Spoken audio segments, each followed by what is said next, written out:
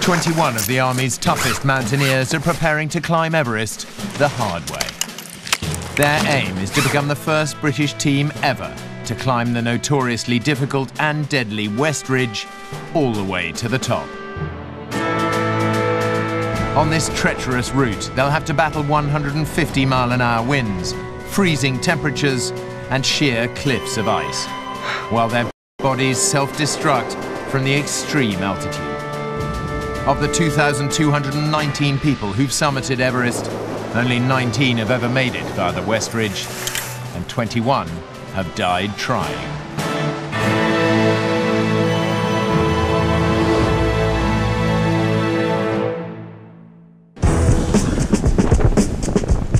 Over the next 8 weeks, the Army will experience the very worst that Everest can throw at them. Still want to quit. They'll face constant danger. Just sorted out something at the top, and then I've fallen down a hole. Intense highs. Bring it on! And bitter lows. Just put me off for life. There'll be tensions. Dig. If he's going to be dishonest, fucking sack him. Triumphs. Win or lose, we always booze. And tragedies. I mean, the speed, if someone's falling off that, is going to be fast. All our condolences from up this end. No, you went the whole way down. There's no easy way up Everest, but with the West Ridge, the Army have picked the toughest. What do you think of that then, Dave?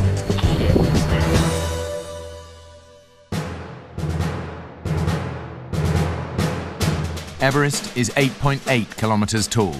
At almost 7 times the height of Ben Nevis, it reaches the cruising altitude of jet airliners. The West Ridge route starts with a vertical kilometre of sheer ice known as the French Spur. Then it's a straight slog for 1.5 kilometres along the deadly knife edge of the West Ridge itself, before climbing a further kilometre into the thin air of the death zone, tackling the most technically challenging climbing of all to reach the top. There are at least 18 different routes up Everest. Most popular by far is the South Col route, with fixed ropes permanently in place. But on the isolated and nickel West Ridge, there's nothing.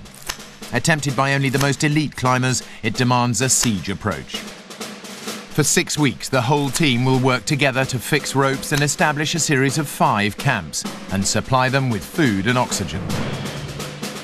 Only then can the strongest 4 climbers make their attempt on the summit. This is not the first time the military have attempted this route. They tried once in 1988 and again in 1992, and both times they failed. I didn't get one chance. We blew it right out the window. Bloody good effort.